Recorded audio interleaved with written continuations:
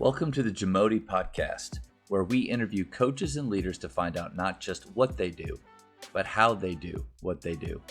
Becoming the best version of ourselves is JAMODI, just a matter of doing it. What are the off-season expectations for your players? Simply get in the gym, get in the weight room. Specifically, we're, going over like, what does that look like? When we meet with our guys, we tell them to come in and tell us their goals and tell us their plan to reach those goals.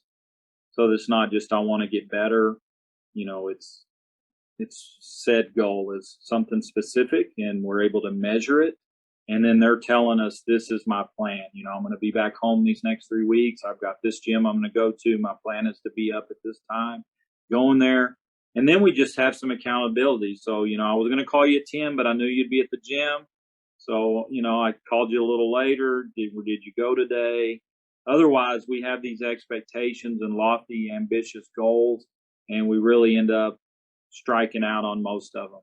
So be as specific as we can, as intentional as we can, because they're great when they have that accountability and that's something on their schedule they have to be at. Now they're left to themselves. We want them, taking ownership and being responsible, but also knowing like you're going to be joining the team later, and we want to be able to see some improvement. So that would be a couple of things. I'm sorry if I interrupted your next question. No, you're good.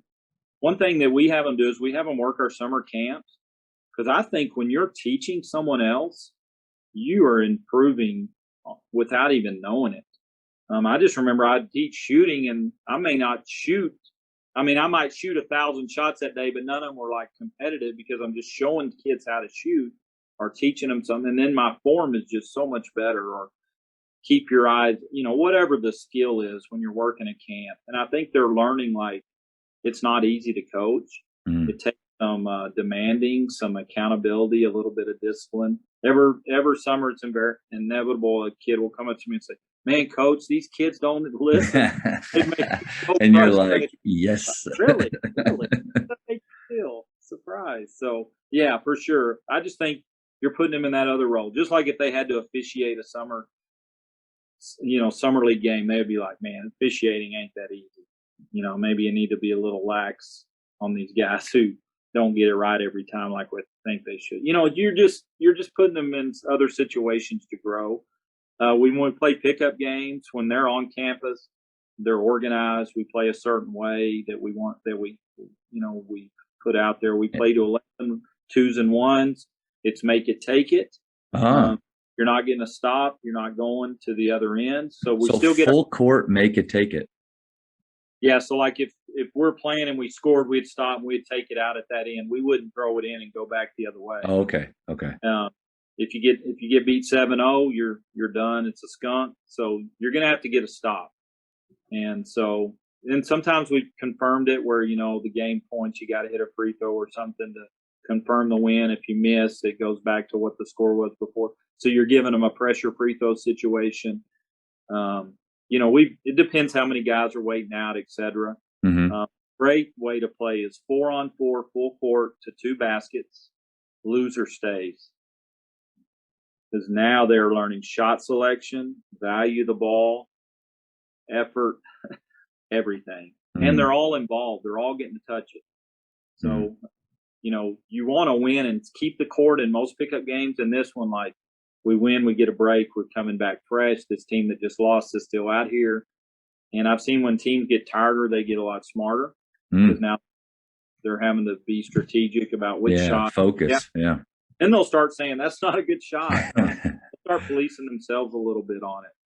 I think one-on-one's great too, because there's no place to hide. Everybody wants to win in that one-on-one battle.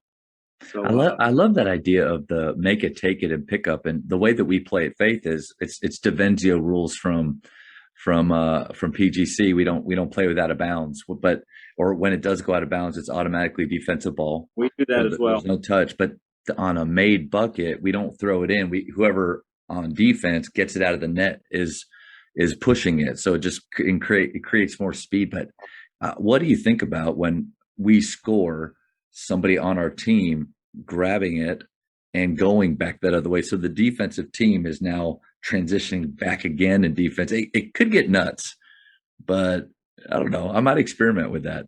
Yeah, and if you do that, we've done that we call it 3-on-3.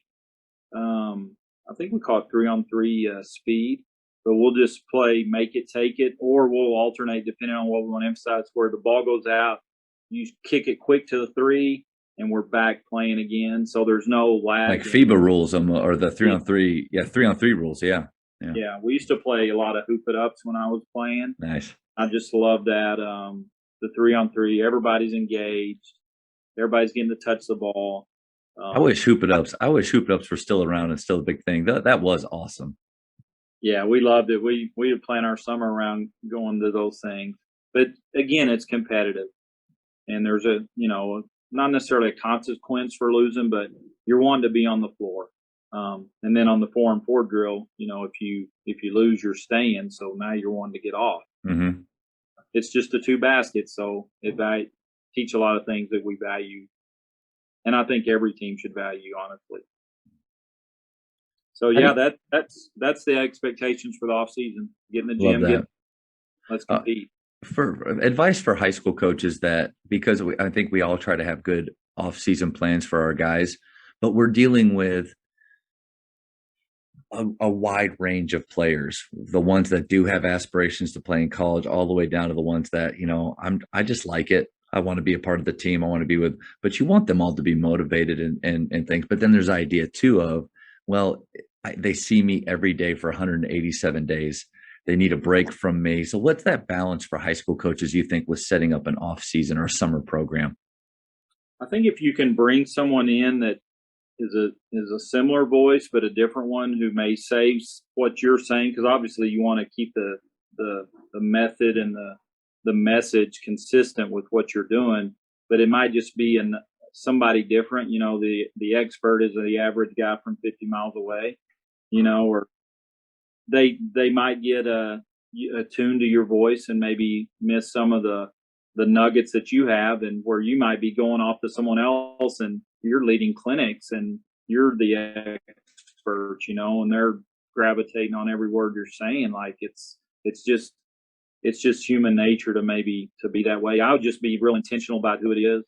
Sometimes, we see these summer leagues or we'll go watch and it's just some guy over there who's disinterested. He's not holding the kids accountable. It's tough to coach a team that you don't practice, mm-hmm. Or you got a kid on the team. So they don't want to, all my friends, all my son's friends are going to be mad at me. And yeah, so a lot of dynamics that seem good in terms of they get a break from me, I get a break from them. But I also think, like, what better person to work with them than their head coach? Mm-hmm. So, I think you can pull back. You can maybe, maybe I think there's enough opportunities for them to do both, for them to go play, to be on a club, and you still take advantage of who you are and what you can give to those kids.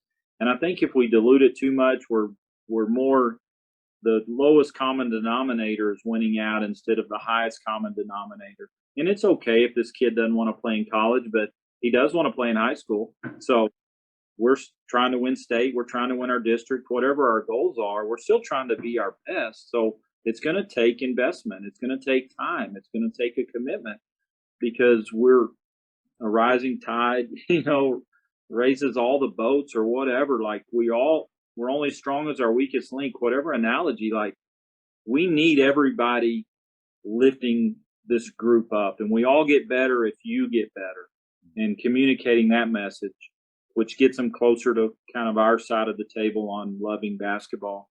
But I do think there's opportunities when kids can go off and really compete at a high level. They see that, and there's a lot of good players out here. I got to play against this guy. I did well, or, I got exposed. I got to get back to work. So I think there's balance in that.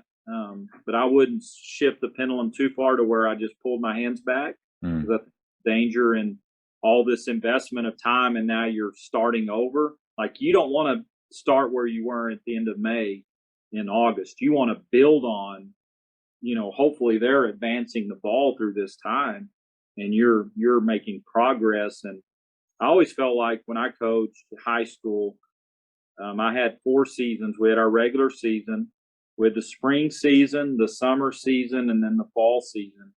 And I felt like if we could get enough games in there, we were probably getting 2 extra basketball seasons in addition to our regular season.